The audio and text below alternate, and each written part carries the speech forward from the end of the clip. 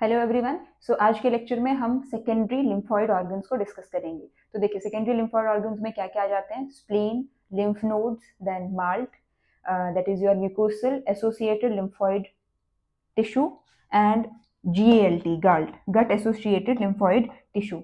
तो हम स्टार्ट करेंगे। देखिए, हमने आपको ये चीज बता दी थी कि जो स्प्लीन होता है वो दो पार्ट्स के अंदर डिवाइडेड होता है। उसका एक होता है रेड पल्प और एक होता है व्हाइट पल्प। ये हम पिछले लेक्चर में देख चुके हैं ना। तो जो रेड पल्प होता है उसके अंदर मैक्रोफेजेस, रेड ब्लड सेल्स, कुछ लिम्फोसाइट्स और सब प्रेजेंट होते हैं। वहां पर ओल्ड और जो डिफेक्टिव आरबीसीज होते हैं उनकी भी डिस्ट्रक्शन होती है। ठीक है, तो आप लोग, इसलिए हम स्प्लीन को ग्रेवयार्ड ऑफ आरबीसीज भी बोलते हैं। और आपको ये चीज भी पता है कि जब हिमेटोपोइसिस का प्रोसेस चलता है तो उसके अंदर अगर हम बात करें हिमेटोपोइसिस का process in case of adults, तो वो तो आपका होता है बोन मैरो में। बट अगर हम बात करें हिमेटोपोइसिस का process in case of foetus, तो आपको स्प्लीन में भी देखने को मिलता है। ठीक है, तो इसका मतलब फीटस का जो हिमेटोपोइसिस है वो स्प्लीन में चलता है, और डिस्ट्रक्शन जो आरबीसीज का वो भी स्प्लीन में होता है। राइट, तो ठीक है, ये चीज हो गई। उसके बाद में अब देखिए, इसका जो स्प्लीन का रोल होता है, ये क्या करता है? जो आपका ब्लड के अंदर कोई भी एंटीजन होगा उसको फिल्टर करने का काम करता है स्प्लीन। अगर हम बात करें स्प्लीन के स्ट्रक्चर के बारे में, तो देखिए स्प्लीन का स्ट्रक्चर कुछ आपको इस तरीके का दिखाई देगा। सबसे पहले तो अब देखो, इसमें मैंने आपको पहले ही दिखाया था कि दो रीजन्स होते हैं। एक होता है आपका रेड पल्प वाला पोर्शन और एक होता है व्हाइट पल्प। ठीक है, तो देखो सबसे पहले हमने स्प्लीन में सबसे बाहर आपको यहाँ पे कैप्सूल दिखाई दे रहा होगा। ये देखो इस तरीके से, दिस इज द ये वाला कैप्सूलर पार्ट है ये पूरा। उसके बाद कैप्सूल के अंदर अंदर वाला जो पोर्शन होगा उसमें देखो ये जो रेड कलर से ड्रॉ हुआ है, this is the red pulp. ठीक है, रेड पल्प जो है वो देखो किस तरीके से रेड पल्प का जो पोर्शन है वो इस तरीके से इन्वेजिनेट कर रहा है। तो ये जो इन्वेजिनेशंस हैं इनको बुलाया जाता है ट्रोबैक्यूले। ये देखिए, ये वाली जो इन्वेजिनेशंस आपको दिख रही होंगी इनको ट्रोबैक्यूले बुलाते हैं, और इस रीजन को रेड पल्प बोला जाता है। इसी रेड पल्प वाले रीजन के अंदर आपको क्या क्या मिलेगा? मैक्रोफेजेस। ठीक है, आरबीसीज की डिस्ट्रक्शन भी जो है वो इसी रेड पल्प के अंदर होगी। देन कुछ लिम्फोसाइट्स भी देखने को मिल सकते हैं आपको। फिर अगर हम बात करें देखिए व्हाइट पल्प की, तो देखो व्हाइट पल्प, ये देखो मैंने आपको, व्हाइट पल्प कंसिस्ट करता है PALS और मार्जिनल जोन को। PALS बुलाते हैं हम लोग पेरी आर्टीरियोलर लिम्फोइड शीथ को। मार्जिनल जोन जो होता है वहां पर आपके बी लिम्फोसाइट्स प्रेजेंट होते हैं। PALS रीजन के अंदर आपके टी लिम्फोसाइट्स प्रेजेंट होते हैं। तो यहाँ से भी क्वेश्चन आ जाता है जो स्प्लीन वाला स्ट्रक्चर है कि कौन सा रीजन स्प्लीन का टी लिम्फोसाइट रिच है, कौन सा स्प्लीन का पार्ट बी लिम्फोसाइट रिच है। तो जो PALS है पेरी आर्टीरियल लिम्फोइड शीथ, वो आपका वहां पे टी लिम्फोसाइट ज्यादा देखने को मिलते हैं। मार्जिनल जोन में आपके बी लिम्फोसाइट ज्यादा देखने को मिलते हैं। अब देखो ये PALS और मार्जिनल जोन कहाँ पे आपको दिखाई देगा? तो जैसे ही देखो आपका ये स्प्लीन का कैप्सूल है, ये जो व्हाइट कलर से देखो, ये जो कैप्सूल पूरा ऐसे कंटिन्यूएशन में आपको दिख रहा होगा व्हाइट कलर से। तो यहाँ से देखो आपको दिखाई दे रहा होगा वेन एक एंटर कर रही है और दूसरी स्प्लीनिक आर्टरी है।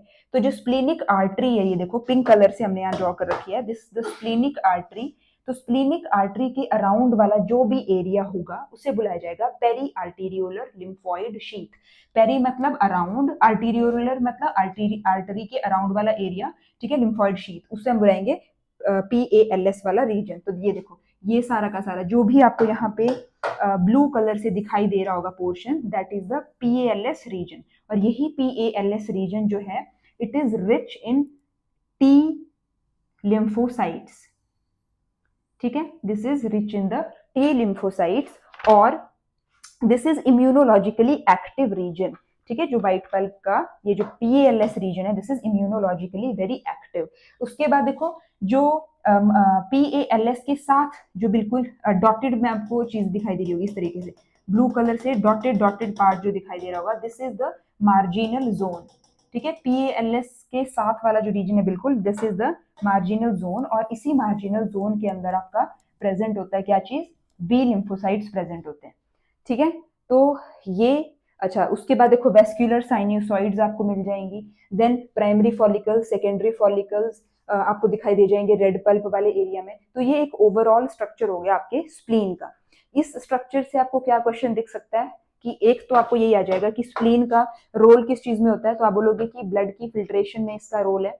ठीक है, ब्लड को फिल्टर ये करता है। दो रीजन इसके होते हैं, एक रीजन एक एक रेड पल्प वाला पार्ट होता है, एक व्हाइट पल्प वाला। व्हाइट पल्प में दो चीजें आती है, पीएलएस और मार्जिनल जोन, ठीक है। पीएलएस टी लिम्फोसाइट रिच है, marginal zone B lymphocyte rich है।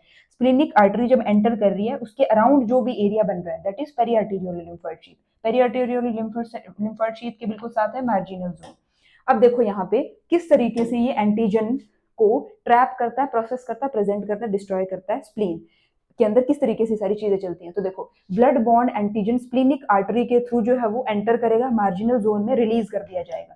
क्या मतलब कि देखो ये जो स्प्लीनिक आर्टरी है यहाँ पे, यहाँ से जो है वो ब्लड बॉन्ड एंटीजन इस तरीके से यहाँ पे एंटर करेगा, इसको मार्जिनल जोन में रिलीज कर दिया जाएगा और फिर मार्जिनल जोन में ट्रैपिंग होगी किसकी, उसी एंटीजन की। किसके द्वारा, डेंड्राइटिक सेल की हेल्प से जो है उसकी ट्रैपिंग की जाएगी और फिर एंटीजन को प्रेजेंट किया जाएगा टी हेल्पर सेल्स को।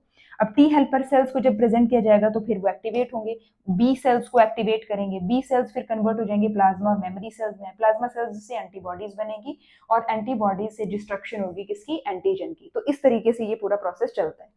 फिर उसके बाद नेक्स्ट टाइप के लिम्फॉइड ऑर्गन के सेकेंडरी लिम्फॉइड ऑर्गन पे हम लोग आ जाएं तो आता है आपका लिम्फ नोड।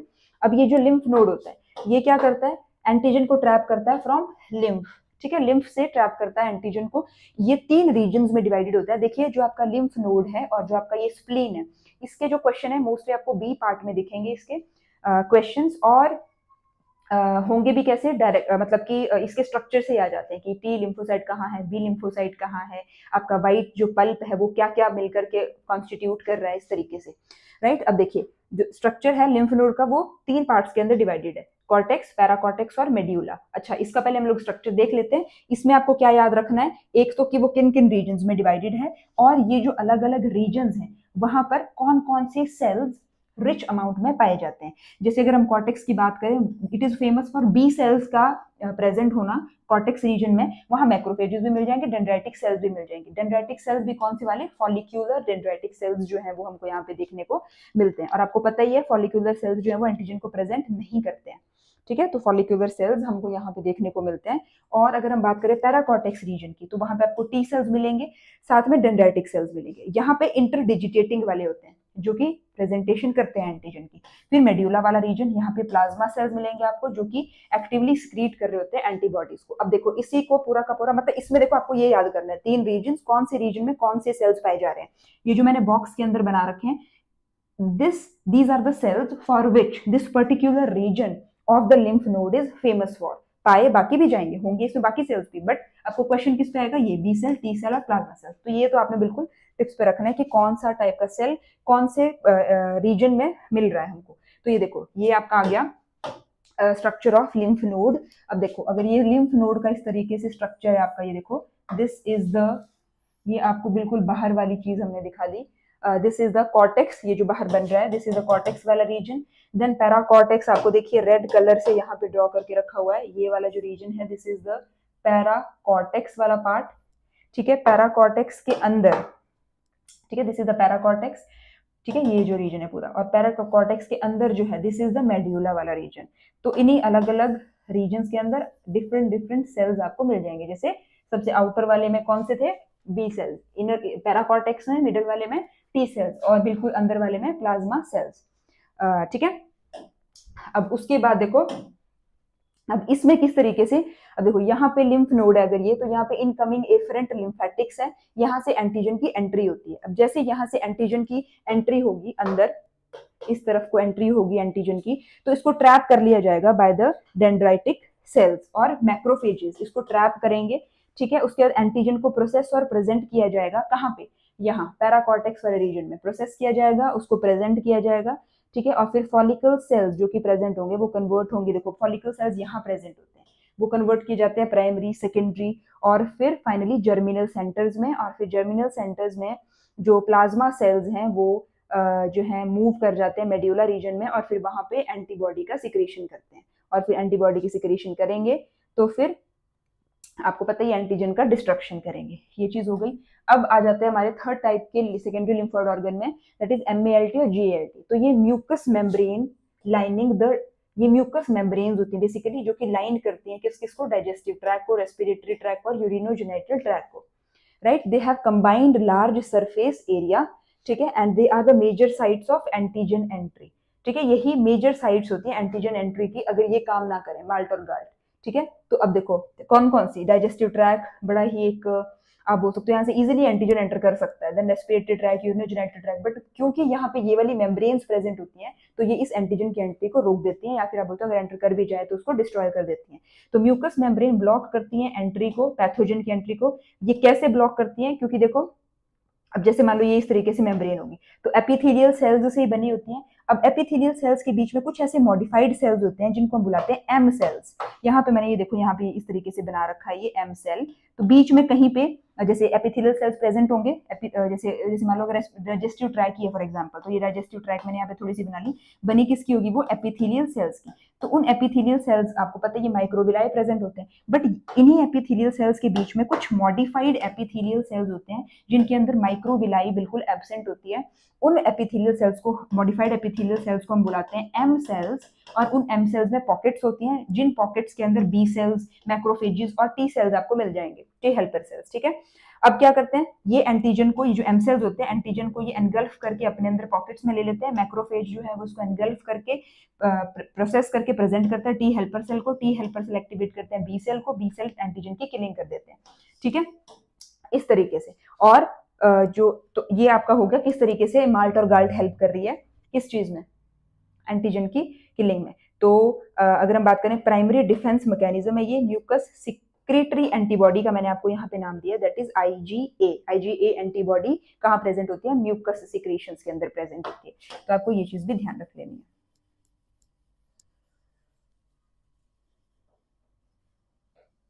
ठीक है, इतना क्लियर हो गया।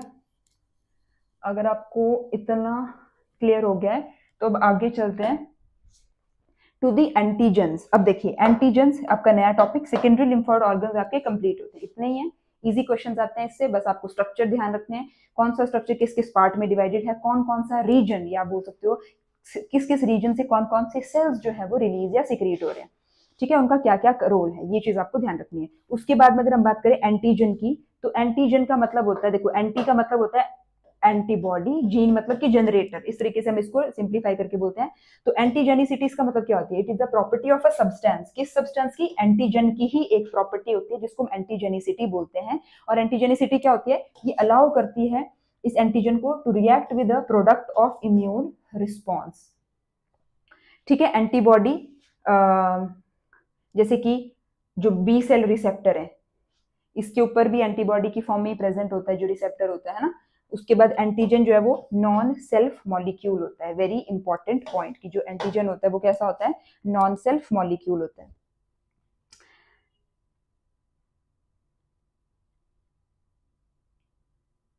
अब उसके बाद देखो एंटीजन के टाइप्स, इसमें तो बेसिकली आपको पता है इसमें ज्यादा कुछ नहीं है इस स्लाइड के अंदर। यहाँ पे फिर मेन चीज आती है कि जो एंटीजन होते हैं वो फर्दर दो टाइप्स के होते हैं, एक को हम बुलाते हैं इम्यूनोजन और एक को बुलाते हैं हैप्टेंस। अब देखो जो इम्यूनोजन्स होते हैं ये एंटीजन्स ही हैं, but they have the ability to induce immune response, मतलब ये इम्यून रिस्पॉन्स इंड्यूस कर सकते हैं। और हम ये वाली स्टेटमेंट, वेरी इंपॉर्टेंट पॉइंट यहाँ पे मैं आपको बता रही हूँ, all immunogens are antigens but the reverse is not true. तो इसका मतलब रिवर्स इज नॉट ट्रू का क्या मतलब है कि ऑल एंटीजेंस, अगर मैं यहां पे लिख दूं ऑल एंटीजेंस आर इम्यूनोजेंस, तो this statement is not true. तो ऑल इम्यूनोजेंस आर एंटीजेंस ये तो सही है, बट इसका रिवर्स स्टेटमेंट क्या बनती है इस स्टेटमेंट की, ये वाली। तो ये स्टेटमेंट सही नहीं है। अब देखो ये क्यों सही नहीं होती, अभी आपको समझ आ जाएगा। पहले आप ये देखो इम्यूनोजन क्या होते हैं, एंटीजेंस हैं, ये इम्यून रिस्पॉन्स इंड्यूस करवा सकते हैं।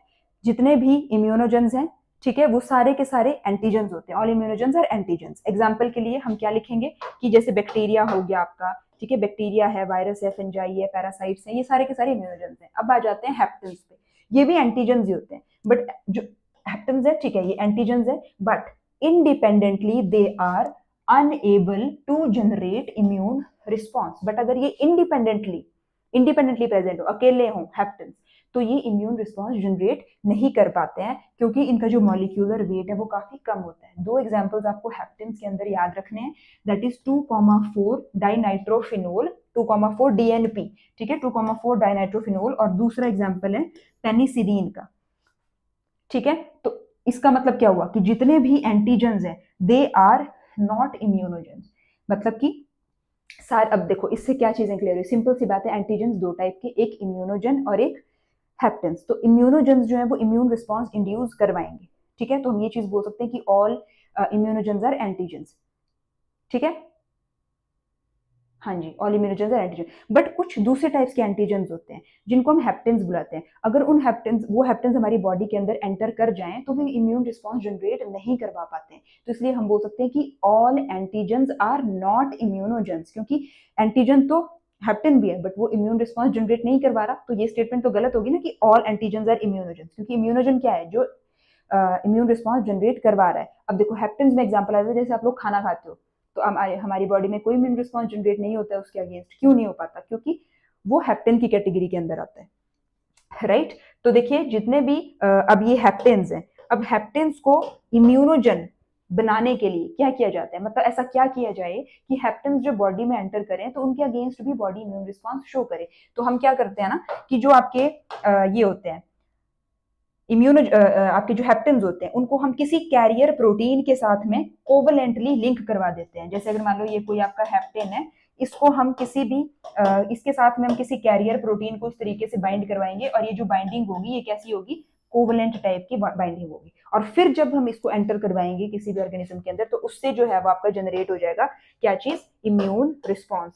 Very important point of discussion it is, तो आपको इसको ध्यान रखना है। उसके बाद अगर अब हम देखें what are the factors influencing immunogenicity, ठीक है, अब ऐसे क्या क्या फैक्टर्स हैं कि एक एंटीजन को इम्यूनोजन मतलब एक एंटीजन इम्यूनोजन है, ठीक है, उसको उस चीज के लिए क्या क्या प्रॉपर्टीज चाहिए, कि अगर कोई एंटीजन है देखो, ठीक है, कोई इस तरीके से एंटीजन है, अब हम इसको हेप्टेन बुलाएं या फिर हम इसको इम्यूनोजन बुलाएं, तो इन दो कैटेगरीज में डिवाइड कर दिया गया है इसको कुछ प्रॉपर्टीज के बेसिस पे, कि अगर कोई एंटीजन ये वाली प्रॉपर्टीज शो करता है तो उसको हम लोग इम्यूनोजन की कैटेगरी में रख देंगे। तो यही वाली प्रॉपर्टीज के बारे में हमने यहाँ पर बात की है कि देखो फैक्टर्स इन्फ्लुएंसिंग इम्यूनोजेनिसिटी या फिर प्रॉपर्टीज ऑफ एंटीजन, है ना, इसी चीज को हम क्या बोल सकते हैं, प्रॉपर्टीज ऑफ एंटीजन होती है। तो देखो सबसे पहले बात आती है साइज की, तो एक तो इसका लार्ज साइज होना चाहिए, किसका, इम्यूनोजन का, मतलब मैं सीधा एंटीजन बोलूंगी, आप लोगों ने समझ लेना है कि इम्यूनोजन की बात हो रही है, ठीक है। तो अभी क्योंकि हम उसी के बारे में देख रहे हैं, इम्यूनोजन के बारे में, ठीक है। हाई मॉलिक्यूलर, देखो साइज ज्यादा होना चाहिए, मॉलिक्यूलर वेट ज्यादा होना चाहिए, फिर यहाँ पे मॉलिक्यूलर वेट की भी बात की है कि मैक्सिमम वेट कितना होना चाहिए किसी भी एंटीजन को इम्यूनोजन की तरह एक्ट करने के लिए, तो 10 किलो डाल्टन से ज्यादा का वेट अगर होगा किसी भी एंटीजन का, then it will induce a strong immune response. तो आपको ये फिगर ध्यान रखनी है कि ग्रेटर देन 10 किलो डाल्टन का मॉलिक्यूलर वेट अगर किसी एंटीजन का है, then it will induce a strong immune response, ठीक है। अब साइज के बेसिस पे जो आपके एंटीजन है या इम्यूनोजन है वो डिवाइडेड है, कैसे कि अगर 10 किलो डाल्टन का है इम्यूनोजन तो लार्ज साइज का उसको माना जाएगा और वो स्ट्रॉन्ग इम्यूनोजन होगा। फिर 5 टू 10 किलो डाल्टन के बीच में अगर किसी एंटीजन का मॉलिक्यूलर वेट है, then it will be considered of the buffer range, ठीक है, और वो वीक इम्यूनोजन होगा या फिर नॉन इम्यूनोजेनिक होगा।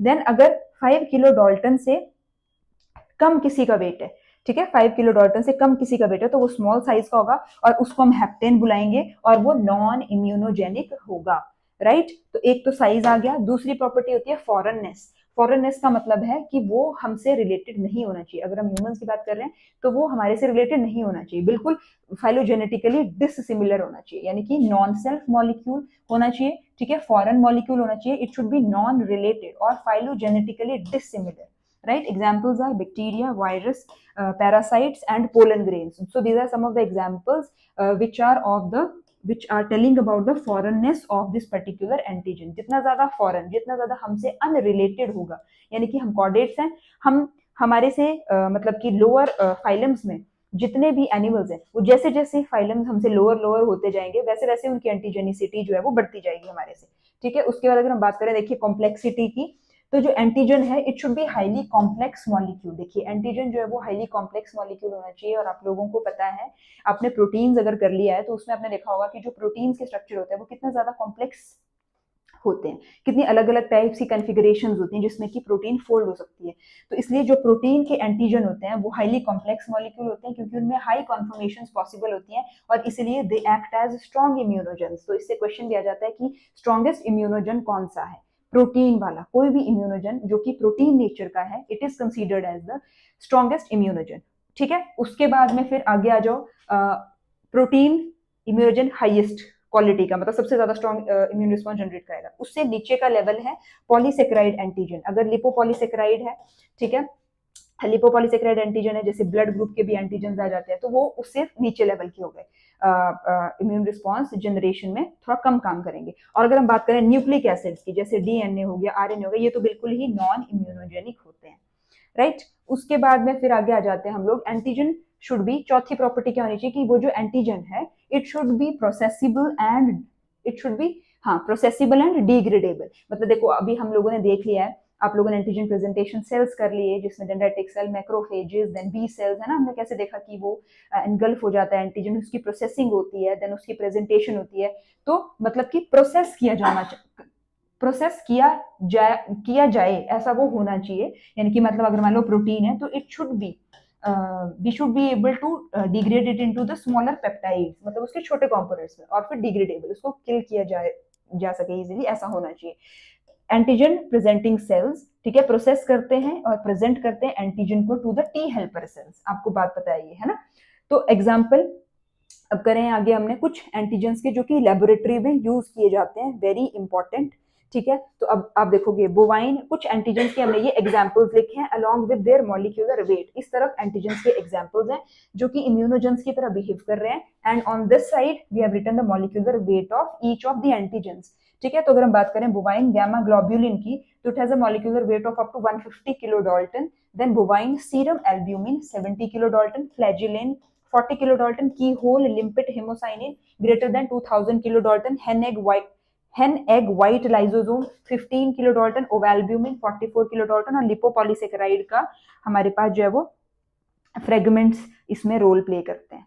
लिपोपॉलीसेकेराइड्स के तो देखो फ्रेगमेंट्स ही होते हैं जो कि एंटीजन की तरह, क्योंकि देखो आपको पता है ना कि अगर ग्राम नेगेटिव बैक्टीरिया की अगर हम लोग बात करें तो ये जब लाइज होगा ग्राम नेगेटिव बैक्टीरिया, तभी इसका जो एलपीएस है वो काम करेगा एज एंटीजन। तो इसका तो छोटे छोटे फ्रेगमेंट्स में टूट गए होते हैं वो, इसलिए हम यहाँ पे एक कोई स्पेसिफाइड इसमें फिगर नहीं दे सकते हैं, राइट। तो इसमें देखो आपको याद रखने वाली चीज क्या है, आ जाता है आपसे क्वेश्चन की सबसे ज्यादा स्ट्रॉन्ग इम्यून रिस्पॉन्स जनरेट करवाने वाला एंटीजन कौन सा था, की होल लिम्पिड हिमोसाइनिन। तो जो सब, क्योंकि सबसे ज्यादा अभी तक जो हमने करा है इम्यून रिस्पॉन्स जनरेट करवाता है, तो क्वेश्चन आ सकता है इससे। मान लीजिए आपको पास ऑप्शंस दिए हैं, उसमें से की होल लिम्पिड हिमोसाइनिन दिया है, क्वेश्चन आपसे ऊपर पूछा कि इनमें से सबसे ज्यादा इम्यून रिस्पॉन्स जनरेट कौन करवाएगा, तो आप क्या आंसर करोगे, की होल लिम्पिड हिमोसाइनिन, KLH जो है वो सबसे ज्यादा इम्यून रिस्पॉन्स जनरेट करवाएगा because of its heaviest molecular weight, ठीक है। उसके बाद फिर आगे देखो हेप्टेन्स के बारे में अगर हम बात करें, so these are the small molecules, ये चीज आपको पता है, ठीक है। उसके बाद में मैंने ये जो शॉर्ट फॉर्म में यहाँ पे लिखा हुआ है, इसका मतलब है independently unable to induce immune response, ठीक है, कि ये इंडिपेंडेंटली इम्यून रिस्पॉन्स को इंड्यूस नहीं कर पाता है। उसके फिर मैंने दो एग्जाम्पल्स दिए हैं, 2,4 DNP और पेनिसिलिन, ठीक है, ये दो एग्जाम्पल्स आपको याद रखने हैं। फिर हमने क्या देखा कि अगर एक माउस है मान लीजिए, उसमें अगर मैंने हेप्टेन को इंजेक्ट करवाया, ठीक है, तो कोई इम्यून रिस्पॉन्स नहीं आएगा क्योंकि इंडिपेंडेंट है, कोई इम्यून रिस्पॉन्स नहीं आएगा। बट फिर मैंने आपको एक और चीज बताई थी कि अगर हमें हेप्टेन्स के अगेंस्ट में इम्यून रिस्पॉन्स को जनरेट करवाना है, तो अगर हम उसको कैरियर प्रोटीन के साथ हमें बाइंड करवा दें और फिर अगर हम उसको किसी इंडिविजुअल या यहाँ पे क्योंकि माइस की बात करें तो माइस में इंड्यूस करवाएं, तो फिर जो है वो क्या हो सकता है, इम्यून रिस्पॉन्स जनरेट किया जा सकता है। रीजन बीइंग क्योंकि अकेला तो ये सिर्फ और सिर्फ 5 किलो डाल्टन से कम वेट का होगा जो कि इम्यूनोजन तो होगा नहीं, अभी हमने करा प्रॉपर्टीज के अंदर। बट जब हम इसको कैरियर प्रोटीन, यानी कि जब कैरियर प्रोटीन का वेट इसके साथ में ऐड हो जाएगा तो it will become greater than 5 kilo dalton, और फिर उस टाइम पे it will be able to produce the immune response. तो देखिए जब हमने हेप्टेन और कैरियर प्रोटीन को एक साथ में करवाया तो there is a stimulation of immune response, और इम्यून रिस्पॉन्स का स्टिमुलेशन होने के बाद में देखो कितने टाइप्स की एंटीबॉडीज बनेगी। एक तो बनेगी एंटी हेप्टेन एंटीबॉडी की प्रोडक्शन होगी। अब देखो जब हमने कैरियर प्रोटीन ऐड करवा दिया ना, तब हेप्टेन के अगेंस्ट एंटीबॉडी बनेगी, एंटी कैरियर प्रोटीन की अगेंस्ट अलग से एंटीबॉडी बनेगी, और एक ऐसी एंटीबॉडी भी बनेगी जो कि anti heptane carrier protein conjugate antibody, जो कि इकट्ठी इस पूरे के अगेंस्ट काम कर रही होगी। एक ऐसी एंटीबॉडी बनेगी, एक हेप्टेन के अगेंस्ट बनेगी, एक कैरियर प्रोटीन के अगेंस्ट बनेगी। This needs to be remembered, right. उसके बाद में फिर देखो अगली फिर एक पॉइंट आ जाता है कि अगर हम प्राइमरी इम्यून रिस्पॉन्स में, देखो आपको पता ही है प्राइमरी इम्यून रिस्पॉन्स का क्या मतलब, कि जब फर्स्ट टाइम किसी बैक्टीरिया या किसी भी पैथोजन की एंट्री हुई है, तो ड्यूरिंग प्राइमरी इम्यून रिस्पॉन्स जो हेप्टेन है it needs to be added with the carrier protein. अब जैसे मान लो अभी हमने फर्स्ट टाइम इस हेप्टेन को अंदर इंसर्ट करवाया है आपके माउस के अंदर, और हम चाह रहे हैं कि इस हेप्टेन के अगेंस्ट कोई भी इम्यून रिस्पॉन्स जनरेट हो, तो कैसे जनरेट होगा? फर्स्ट टाइम की अगर बात हो तो कैरियर प्रोटीन के साथ जनरेट होगा। बट जब हम सब्सिक्वेंटली दूसरे टाइम पे इसमें जो है वो हेप्टेन डालेंगे, ठीक है, सेकेंडरी रिस्पॉन्स जिसको बोलते हैं, जो सेकेंडरी इम्यून रिस्पॉन्स जनरेट कब होगा? जब हम सेम हेप्टेन को दोबारा इसमें डालेंगे। उस टाइम पे अगर आप अकेले भी सिर्फ अकेला हेप्टेन भी डाल दोगे ना, तब भी इम्यून रिस्पॉन्स जनरेट हो जाएगा। क्यों जनरेट हो जाएगा? क्योंकि फर्स्ट टाइम पे एंटी हेप्टेन एंटीबॉडी की प्रोडक्शन हो चुकी है, ठीक है, और आपको पता है साथ में मेमोरी सेल्स भी बने होंगे उसके अगेंस्ट। तो जब हेप्टेन दूसरी बारी में आएगा तो secondary infection with the same heptane, उस टाइम पे मेमोरी सेल मीडिएटेड रिस्पांस की जनरेशन होगी, क्योंकि मेमोरी सेल्स बन गए होंगे, वो डायरेक्टली एंटीबॉडी का सिक्रीशन करना शुरू कर देंगे, राइट जी। इतना हो गया। उसके बाद फिर अब आगे देख लो, एडजुवेंट की हम लोग बातचीत कर लेते हैं। एडजुवेंट क्या होते हैं? एडजुवेंट जो होते हैं these are antigen sorry agents, adjuvants are agents administered, क्या लिखा है ये? Agents administered with antigens. यहाँ पे लिखना था these are the agents administered with antigens, ऐसे एजेंट्स जिनको एंटीजेंस के साथ में डाला जाता है बॉडी के अंदर, ठीक है। ये एनहेंस करते हैं स्पेसिफिक इम्यून रिस्पांस को। अब देखो एडजुवेंट बेसिकली क्या होता है ना, जैसे मान लीजिए अगर कोई एंटीजन है इस तरीके से, ठीक है, इसको मैंने मतलब इसको जब हमने अंदर डाला किसी भी ह्यूमन बीइंग के अंदर, ठीक है, एंटीजन हमने डाल दिया, ये एडजुवेंट मतलब ये वाला जो एग्जांपल है बड़ा ही कॉमन आपको देखने को मिलेगा वैक्सीन्स के साथ में। अब देखो पहले देखो होता क्या है, मान लीजिए ये कोई एंटीजन है, अब अगर ये एंटीजन डायरेक्टली ह्यूमन के अंदर चला गया तो ह्यूमन का इम्यून रिस्पॉन्स इसके अगेंस्ट होगा और ह्यूमन की बॉडी जल्दी जल्दी इसको एलिमिनेट करने की कोशिश करेगी। बट अगर इसी एंटीजन के साथ में मैं कोई एडजुवेंट साथ में अटैच कर देती हूँ, तो ये इस अब चला गया एडजुवेंट के साथ, दिस इज द एडजुवेंट। तो अगर ये एडजुवेंट के साथ अब अंदर गया है ह्यूमन के अंदर, हम एग्जांपल ले रहे हैं, ठीक है, तो ये एडजुवेंट क्या करेगा? इस एंटीजन को स्लोली स्लोली रिलीज करवाता है, ठीक है, धीरे धीरे करके रिलीज करवाएगा। उससे क्या होगा? ठीक है, थोड़ा सा इसने एंटीजन रिलीज करवाया, एडजुवेंट ने, इम्यून रिस्पांस हुआ, उसके फिर थोड़ा सा रिलीज कराया, फिर इम्यून रिस्पांस हुआ, फिर थोड़ा रिलीज कराया, फिर इम्यून रिस्पांस हुआ। तो ये वाली जो मेनली जो टेक्निक है वो यूज की जाती है वैक्सीन के केस में, क्योंकि वैक्सीन में के थ्रू जब हम एंटीजन अंदर डालते हैं ह्यूमंस के अंदर, तो हम साथ में एडजुवेंट को उसके साथ में कंबाइन करके डालते हैं, ताकि बॉडी का एकदम से मतलब कि शॉक ना हो जाए, है ना, मतलब एक्सेसिव इम्यून रिस्पांस ना हो जाए बॉडी का, ताकि वो जो एडजुवेंट है उस पर्टिकुलर वैक्सीन के साथ में एडमिनिस्टर्ड एंटीजन को स्लोली स्लोली रिलीज करे, ताकि बॉडी धीरे धीरे से एक्टिवेट हो उस पर्टिकुलर एंटीजन के अगेंस्ट और इम्यूनिटी डेवलप करे बॉडी में। तो ये काम होता है एडजुवेंट्स का। अब देखिए एडजुवेंट्स की प्रॉपर्टी क्या होती है, ये लिख लिया हमने, delay the release of antigen. ये आपको पॉइंट्स बिल्कुल रटे हुए होने चाहिए, यहाँ से क्वेश्चन बहुत बार बन जाता है एकदम, इसको बिल्कुल क्रिस्टल क्लियर करके बिठा लो दिमाग में। तो ये मैंने आपको बता दिया कि delay the response of release of antigen, ठीक है, धीरे धीरे करके रिलीज करता है antigen, persist in host for longer period of time. अब नेचुरली जब वो इसको धीरे धीरे करके रिलीज करवाएगा एडजुवेंट एंटीजन को, तो एंटीजन बॉडी के अंदर लंबे समय तक परसिस्ट करेगा, ठीक है। उसके बाद ये एनहेंस करता है को स्टिम्युलेटरी सिग्नल को भी, ठीक है, को स्टिम्युलेटरी सिग्नल को भी ये एनहेंस करता है। और एक और पॉइंट है, that is it give a non specific inflammatory response. Adjuvant की प्रॉपर्टी में ये वाली प्रॉपर्टी भी ऐड कर लो, it gives non specific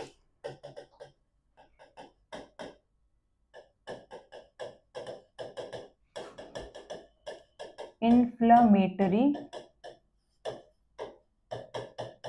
response, ठीक है। एग्जाम्पल देखो यहाँ पे लिखा हुआ है एडजुवेंट एडिशन इन वैक्सीन, ठीक है, तो antigen conjugated to the adjuvant, फिर वैक्सीन के साथ में उसको बॉडी के अंदर एडमिनिस्टर किया जाता है। अब कुछ एग्जांपल्स हैं एडजुवेंट्स के, इसमें सबसे ज्यादा इंपॉर्टेंट ये दो हैं जिनसे क्वेश्चन बनता है, और एक ये वाला कि हमारी जो वैक्सीन्स हैं, ठीक है, जैसे वैक्सीन लगाई उसमें हम वैक्सीन में क्या देते हैं? एंटीजन देते हैं। एंटीजन को हमने किसके साथ में बाइंड करवा करके रखा होता है? एडजुवेंट के साथ में। तो कौन सा एडजुवेंट है जो कि हम ह्यूमंस के अंदर वैक्सीन में जो एंटीजन हम एडमिनिस्टर कर रहे हैं इनटू द ह्यूमंस, तो which is that one adjuvant which we use with the antigen? तो आंसर है उसका एलम।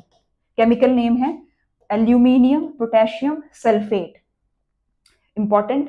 अब साथ में फ्लूएंट्स इनकम्प्लीट एंटीजन क्या होता है, वाटर और ऑयल इमल्शन होता है।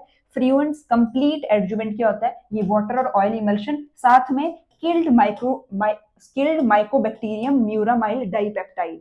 ठीक है, ये हो गया। उसके बाद में ये चाहो तो आप छोड़ सकते हो, ये वाले इंपॉर्टेंट 3 है, ये आपको कर लेना है। फिर अगर हम बात करें, देखो अब हमने क्या किया है ना, माउस लिए हैं, ठीक है, माउसेस के अंदर अलग अलग चीजें हमने डाली हैं, जिससे फिर हम देख रहे हैं कि इम्यून रिस्पॉन्स किस तरीके का आ रहा है उनके अंदर।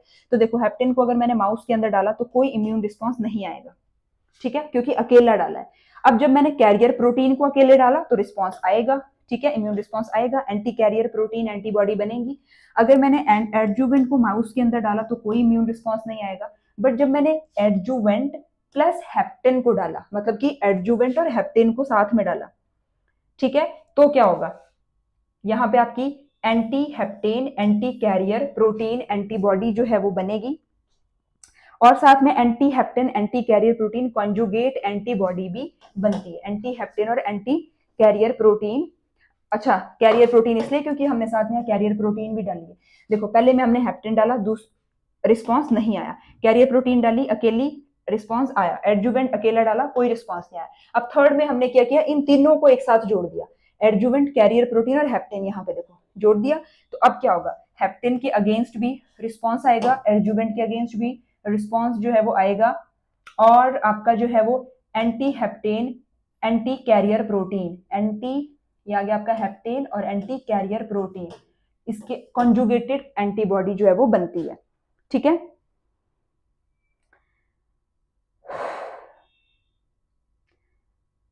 तो ये आपका होता है कवर इसी के साथ में ये वाला लेक्चर, ठीक है जी। तो आई होप कि आपको ये समझ आया होगा, थोड़ा हमने स्पीड से इसको करवाया है, ठीक है, लेक्चर को।